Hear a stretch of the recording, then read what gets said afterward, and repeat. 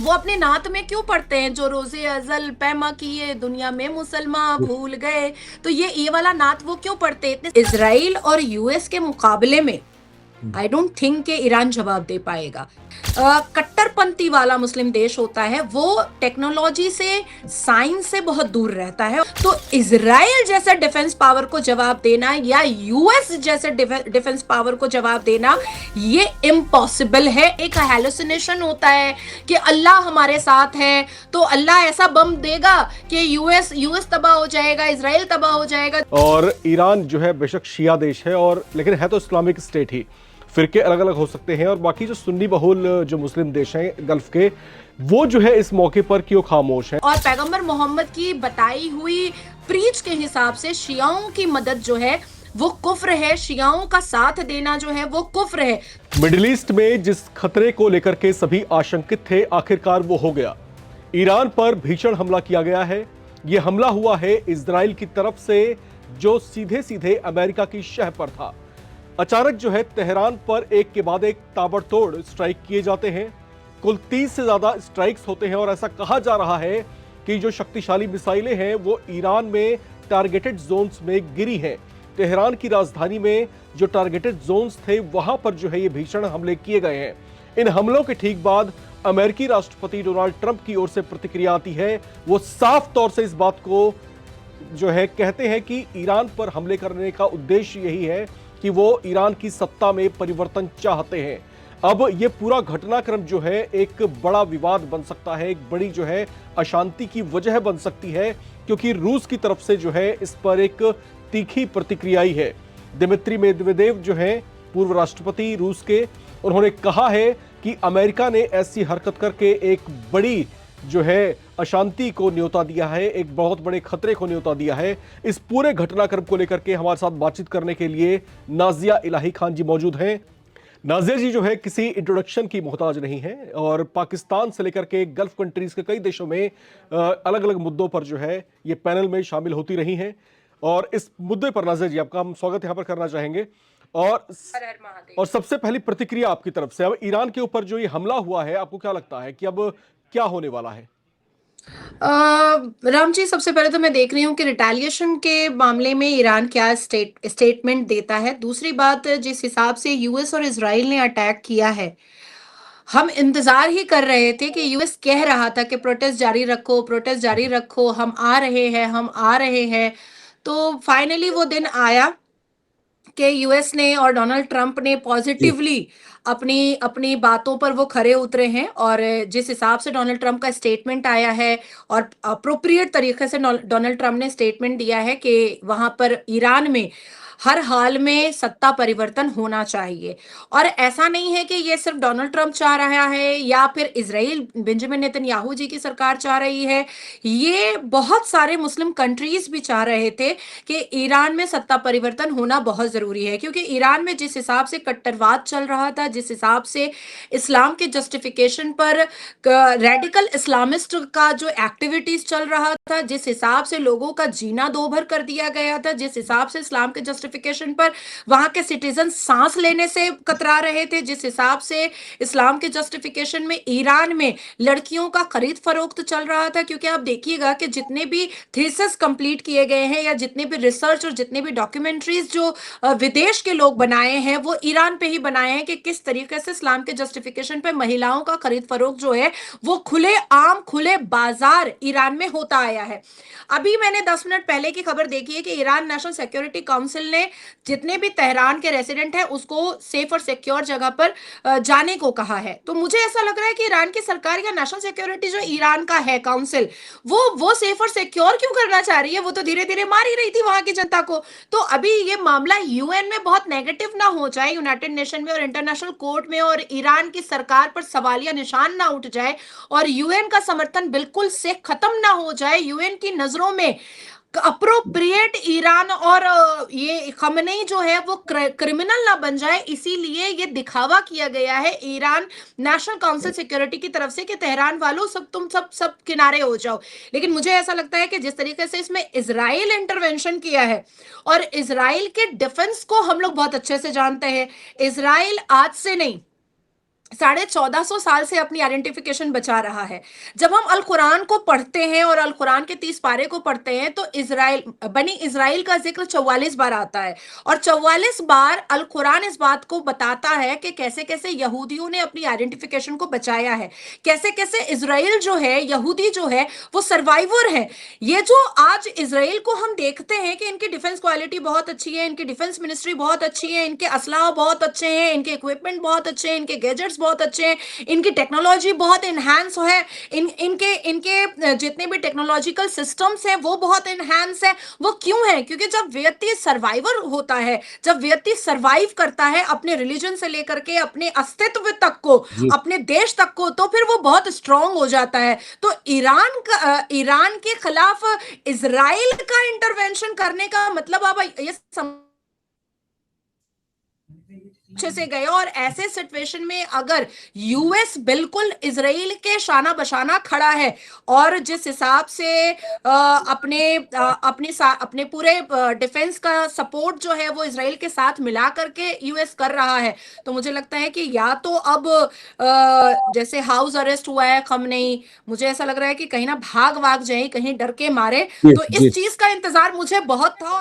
अच्छा नाज़िर जी, लेकिन लेकिन यहाँ पिछले कुछ दिनों से हम लगातार देख रहे थे जो ईरान के जो सुप्रीम लीडर हैं या फिर ईरान के जो और बड़े लीडर्स हैं, तो जो बॉडी लैंग्वेज खास तौर से हम यहाँ पर जिक्र करना चाहेंगे उसका, और जो स्टेटमेंट्स उनकी तरफ से लगातार आ रहे थे, वो लगातार इस जोश में थे कि अगर ईरान को जो है छेड़ने की कोशिश की गई तो ईरान ऐसा पलट करके जवाब देगा कि इतिहास में उसको याद किया जाएगा। आपको क्या लगता है कि मतलब क्या वाकई ईरान के पास कोई सीक्रेट वेपन हो सकता है जिसके दम पर ईरान ये तमाम बड़ी बड़ी बातें और बड़े बड़े जो है दावे पेश कर रहा है, अब जबकि इजराइल ने अटैक कर दिया है, और अब इंतजार इस बात का है कि ईरान किस तरीके से रिटेलिएट करता है इसको लेकर के। आपको क्या लगता है कि जो तमाम घटनाक्रम है पिछले कुछ हफ्ते के, वो किस तरफ इशारा कर रहे हैं कि आप वाकई ईरान बड़ी बड़ी गीदड़ भभकियां हाँक रहा था, या वाकई उसके पास कुछ हो सकता है? देखिए, हम सबको पता है कि ईरान ने भी रिटेलिएटरी लॉन्चेस किए हैं। ईरान ने भी खुद को सेफ, जाहिर सी बात है कि कोई भी देश है तो उसके पास उसका डिफेंस सिस्टम होता ही है, लेकिन इजराइल और यूएस के मुकाबले में आई डोंट थिंक कि ईरान जवाब दे पाएगा। जी जैसे हम पाकिस्तान का सुनते हैं कि हम न्यूक्लियर ताकत वाले हैं, पौवा पौवा बम है हमारे पास, हमारे आर्मी ऑफिसर अगर कम पड़ जाएंगे तो हम मदरसों से निकालेंगे बच्चों को जो जो पाकिस्तान देश की रक्षा करेंगे। तो ऐसा ही कुछ हाल चाल जो है वो ईरान का भी है। और जो भी मुस्लिम देश कट्टरपंथी वाला मुस्लिम देश होता है वो टेक्नोलॉजी से, साइंस से बहुत दूर रहता है और अपनी जनता को भी बहुत दूर रखता है। तो जितनी हवाबाजियां पाकिस्तान करता है उतनी ही बराबर की हवाबाजियां ईरान भी करता है। आप जी सोचिए, इतने वक्त से ईरान के सिटीजन, ईरान के युवा खुद प्रोटेस्ट कर रहे हैं, और कितने कितने युवाओं की जान जा चुकी है। हिजाब वाला जो मामला हुआ था उसमें कितने युवाओं की जान जा चुकी है। तो जब ईरान का डिफेंस पावर और ईरान की आर्मी और ईरान की पुलिस जब अपने देश के भीतर के प्रोटेस्ट को संभालने में और कंट्रोल करने में सक्षम नहीं रही, तो इजराइल जैसे डिफेंस पावर को जवाब देना या यूएस जैसे डिफेंस पावर को जवाब देना ये इम्पॉसिबल है। मतलब नेक्स्ट टू इम्पॉसिबल है। हाँ, देखिए, अब वो आकर के ईरान ये तो बोलेगा नहीं, या ईरान की नेशनल सिक्योरिटी काउंसिल ये तो बोलेगी नहीं कि हम हार गए हैं। ये तो पॉसिबल ही नहीं है ना कि बोलेगी। हाँ, सीज फायर की बात तब होगी जब पता चलेगा कि अब खमनेई के गले पर जो है वो बम बम बांध दिया गया है, या खमनेई का गला पूरा खत्म होने वाला है, तब आकर के सीज फायर का, जैसे पाकिस्तान भीख मांगता है सीज फायर कर दो, उसी तरीके से ईरान अभी नहीं लेकिन कुछ वक्त के बाद सीज फायर का भीख जरूर मांगेगा। लेकिन अभी कुछ दिन तक ये गिदड़ भपकियां चलेंगी, ये हवाबाजी चलेगी। और क्योंकि मुसलमान बहुत ही जज्बे जोश होते हैं, बहुत ही उम्मा और फी सबीलिल्लाह वाले होते हैं, उनका एक हैलुसिनेशन होता है कि अल्लाह हमारे साथ है, तो अल्लाह ऐसा बम देगा कि यूएस तबाह हो जाएगा, इजराइल तबाह हो जाएगा। जो कई बार अपने स्टेटमेंट पर हमास ने भी कहा था, गाजा ने भी कहा था, फलस्तीन ने भी कहा था, लेकिन आखिर क्या हुआ? एट लास्ट क्या हुआ? फलस्तीन के लोग, मुसलमानों को भी घुटने टेकने पड़े थे इजराइल के सामने। और इजराइल क्योंकि अपने अस्तित्व को 1450 साल से बचा रहा है, और यूएस हम इस पूरे ब्रह्मांड का एक ऐसा देश है जिसकी जीडीपी से लेकर के, जिसके इकोनॉमिकल पावर से लेकर के, जिसके फाइनेंस पावर से लेकर के, जिसके ट्रीटी से लेकर के, जिसके बायलैटरल रिलेशन से लेकर के, जिसके जियोपॉलिटिकल डायस्पोरा से लेकर के सारी चीजें स्ट्रांग है जी।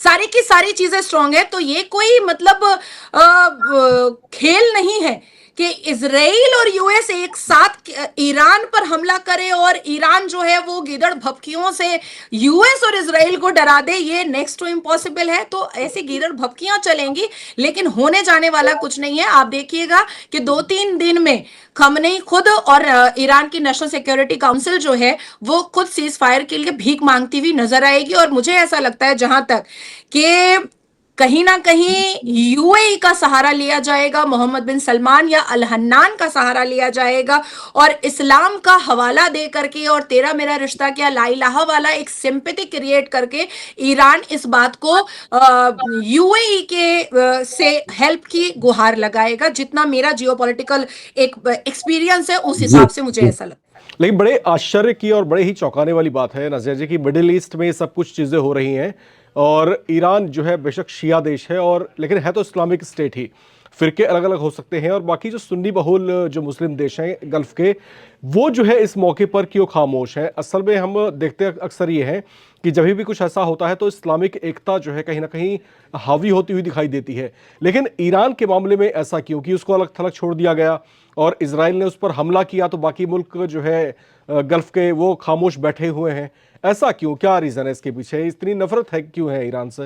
एक्चुअली में इसके लिए कुरान के पन्नों को खोलना पड़ेगा। और हाँ, सबको पता है कि मुसलमानों में फिरका परस्ती जो है वो पैगंबर मोहम्मद सल्लल्लाहु अलैहि वसल्लम ने आयतों के जरिया अपने अपने तबलीग, अपनी इस्लामिक प्रीच के जरिए और अल्लाह सुब्हान ने कुरान की आयतों के जरिए बताया है कि किसी भी हालत में मुसलमानों को फिरके में नहीं बंटना है। लेकिन जब पैगंबर मोहम्मद सल्लल्लाहु अलैहि वसल्लम का जंगे बदर चल रहा था, जंगे करबला चल रहा था, तो गवर्नेंस के लिए, लीडरशिप के लिए, जमीन के लिए और सत्ता के लिए जिस हिसाब से अपने चचाजाद भाई बहन में झगड़ा हुआ और उसके बाद फिर पैगंबर मोहम्मद सल्लल्लाहु अलैहि वसल्लम के 2 नवासे का सर तन से जुदा किया गया आपस में ही मुसलमान मुसलमान ने, तब से जिसने इमाम हसन हुसैन का गला रेत करके खंजर में लहराया था उनको शिया का नाम दिया गया। और तब से लेकर के अब तक सुन्नी मुसलमान शिया को फूटी नजर देखना नहीं चाहता है। यहां तक के सुन्नी मुसलमान और शिया में कोई रिश्तेदारी, कोई एक्वेंटेंस या कोई सोशल गैदरिंग में भी आपस में मेलजोल नहीं होता है। तो ला इलाहा एक ही है और शहादा भी एक ही है, कुरान भी एक ही है, नमाज की आयतें भी एक ही हैं, रिसाइटेशन और रिचुअल का तरीका भी एक ही है। लेकिन क्योंकि इमाम हसन हुसैन पैगंबर मोहम्मद के नवासों की हत्या का इल्जाम जो है वो शियाओं पर है, इसलिए सुन्नी मुसलमान उनको टच नहीं करना चाहते हैं और उनको मुसलमान में काउंट भी नहीं करते हैं। आपने देखा होगा कि जब वो थूक जिहाद भारत में चल रहा था तो कई मुसलमान जो है, सुन्नी मुसलमान, वो आकर के कह रहे थे कि ये शिया लोग करता है, हम लोग नहीं करते हैं। तो जितना भी नारियल फोड़ा जाता है वो पूरे ब्रह्मांड में शिया मुसलमानों पर नारियल फोड़ा जाता है। तो ये जो इतना बड़ा एलिगेशन है इमाम हसन हुसैन के हत्या का, इसकी वजह से अगर ईरान अप्रोच करेगा भी यूएई को, अल हन्नान जी को या मोहम्मद बिन सलमान को, यूएई के काउंसिल को भी यूएई सामने नहीं आएगा या ईरान की मदद को एक्सेप्ट करके वो अपना कोई स्टेटमेंट नहीं देगा। क्योंकि अल कुरान के हिसाब से, सुन्नत रसूल के हिसाब से, उम्मत रसूल के हिसाब से और पैगंबर मोहम्मद की बताई हुई प्रीच के हिसाब से शियाओं की मदद जो है वो कुफ्र है, शियाओं का साथ देना जो है वो कुफ्र है। तो मुझे लगता है कि यूएई इतना बड़ा कुफ्र तो और कुफ्र का काम या हराम का काम तो नहीं करेगा, क्योंकि ईरान वो देश है जिसके एंसेस्टर ने इमाम हसन हुसैन का गला रेता था। अब आप देखिए भारत में जो शिया है वो हर साल मुहर्रम में छाती पीटने निकल जाते हैं, अपने आप को मारते हैं, कूटते हैं, ब्लड शेड करते हैं। क्यों करते हैं? क्योंकि वो माफी मांगते हैं। वो अपने नात में क्यों पढ़ते हैं, जो रोजे अजल पैमा किए दुनिया में मुसलमान भूल गए। तो ये वाला नात वो क्यों पढ़ते हैं, इतने सारे खरात वो क्यों पढ़ते हैं जिसमें वो माफी मांगते हुए रोते हुए नजर आते हैं? क्योंकि वो अपने आप को अक्यूज्ड मानते हैं। उनको ऐसा लगता है कि मेरे एंसेस्टर ने पैगंबर मोहम्मद के नवासों का गला रेता है और ये बात सच है। जी बिल्कुल, और यहाँ पर ये जो है बेशक से दूरियां बढ़ाने का एक वजह हो, लेकिन यहाँ पर जिस तरीके से रूस स्टैंड ले रहा है ईरान को लेकर के, वो अपने आप में लगातार चर्चाओं में बना हुआ है। रूस के पूर्व राष्ट्रपति हैं दिमित्री मेदवेदेव, उनकी तरफ से एक बड़ा स्टेटमेंट आया है। उन्होंने जो है डोनाल्ड ट्रंप को खूब लताड़ लगाई है। उन्होंने कहा है कि तुमने जो किया है वो तुमने अपना रंग दिखाने वाला काम किया, क्योंकि जिस तरीके से इस मैटर को हैंडल किया जाना चाहिए था, आपने इसको पूरी तरीके से मिस हैंडल किया है और हमला करवा करके ईरान को कहीं ना कहीं आपने उकसावा दिया है, जो आगे चल करके एक बहुत खतरनाक शक्ल ले सकता है। ये बातें जो है रूस की ओर से कही गई हैं। अब इसका जियोपॉलिटिकल इंपैक्ट किस तरीके से पड़ सकता है नाज़िया जी? राम जी, मुझे ऐसा लगता है कि conflict war is the part of geopolitics. हमने रशिया यूक्रेन का कॉन्फ्लिक्ट देखा है, हमने फ़लस्तीन और इज़राइल का हमने कॉन्फ्लिक्ट देखा है, अभी हम पाकिस्तान अफ़गान का कॉन्फ्लिक्ट देख रहे हैं। तो एक ज़माने से कॉन्फ्लिक्ट जो है वो is the part of geopolitics, और मुझे लगता है कि रूस ने जो आउट ऑफ द बॉक्स जाकर के अपने स्टेटमेंट को रखा है, आउट ऑफ द बॉक्स वो स्टेटमेंट दे रहा है कि बाद में भुगतना पड़ेगा। तो ये सब हवाबाज़ियों से जियोपॉलिटिकल स्टेटमेंट ये मुझे नहीं नज़र आ रहा है, ये बहुत व्यक्तिगत अच्छा, एक एक स्टेटमेंट मुझे नज़र आ रहा एक है। थोड़ा सा हाइपोथेटिकल क्वेश्चन है मेरा आपसे। अब यहाँ पर चर्चाएं इस बात को लेकर के भी हैं कि जिस तरीके से यूक्रेन के साथ में रूस इस समय युद्ध में उलझा हुआ है, तो एक चर्चा ये भी उठ खड़ी हुई थी कि रूस का इसमें इंटरेस्ट इस वजह से इतना ज़्यादा बढ़ रहा है क्योंकि वो चाहता है कि अमेरिका और ईरान जो है आपस में युद्ध में उलझ जाए, जिस तरीके से रूस उलझा हुआ है यूक्रेन के साथ में। तो क्या ऐसी स्थिति आपको लगती है कि क्या ऐसा हो सकता है वाकई? और अगर ऐसा होता है तो क्या अमेरिका इस युद्ध को इतना लंबा चलने देगा? नहीं, नहीं, देखिए, US is the quintessential example of a appropriate of a very powerful country in entire ब्रह्मांड, in entire वर्ल्ड। तो मुझे नहीं लगता है कि अमेरिका रूस की किसी बातों पे उलझ करके कोई डिसीजन लेगा, या अमेरिका और डोनाल्ड ट्रंप जैसा डायबॉलिक पॉलिटिकल पर्सन रूस की किसी बातों पे उत्तेजित हो करके अपने डिसीजन को चेंज करेगा। मुझे लगता है कि हम सबको जो भी जियोपॉलिटिकल मुद्दों पर एक्टिव होते हैं, हमें वेट करना चाहिए, और डोनाल्ड ट्रंप के और बेंजामिन नेतन्याहू के नेक्स्ट स्टेटमेंट का हमें इंतजार करना चाहिए। उलझाने वाले जरूर उलझाने की कोशिश करेंगे, और रूस ऐसा चाह भी रहा है। अब एक साधारण सी बात करते हैं कि आप बहुत बड़े एंकर हैं and I am the speaker, तो हमें भी लोग उलझाने की कोशिश करते हैं, कभी हमारे कैरेक्टर पर बात करते हैं, कभी हमारी हमारी व्यक्तिगत जीवन पर बात करते हैं।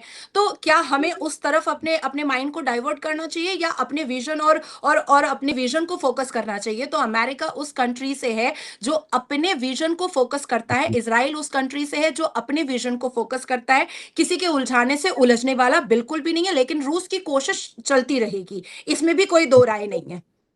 बिल्कुल, और जिस तरह से ये हालात लगातार उलझते जा रहे हैं और जिस तरीके से ईरान अब जो है ईरान को लेकर जो चर्चाएं अब लगातार यहाँ पर उठ खड़ी हुई है कि ईरान का अब जो है इंतकाम किस तरह का होगा, क्या वाकई वो रिटेलिएट करेगा, या फिर डोनाल्ड ट्रंप ने जिस तरह की चेतावनियां जारी की हैं क्या वो उन चेतावनियों को गंभीरता से लेते हुए जो है शांतिपूर्ण तरीके से इस पूरे विवाद को जो है सुलटाने की और निपटाने की कोशिश करेगा।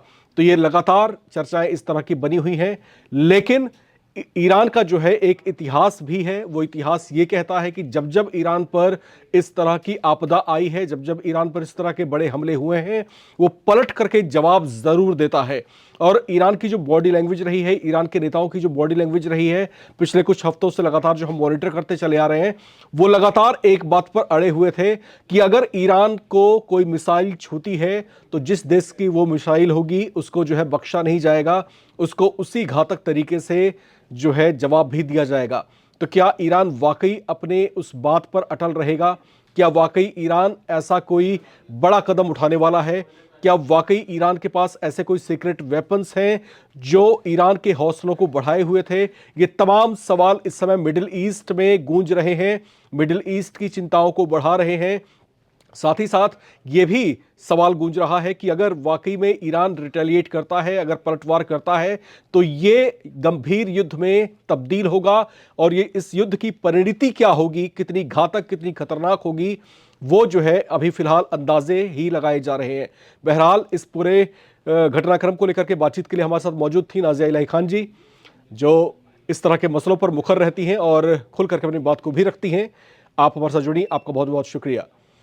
और इस पूरे घटनाक्रम के ऊपर आप क्या सोचते हैं लिख करके कमेंट बॉक्स में जरूर शेयर करें। देखते रहें नवभारत टाइम्स।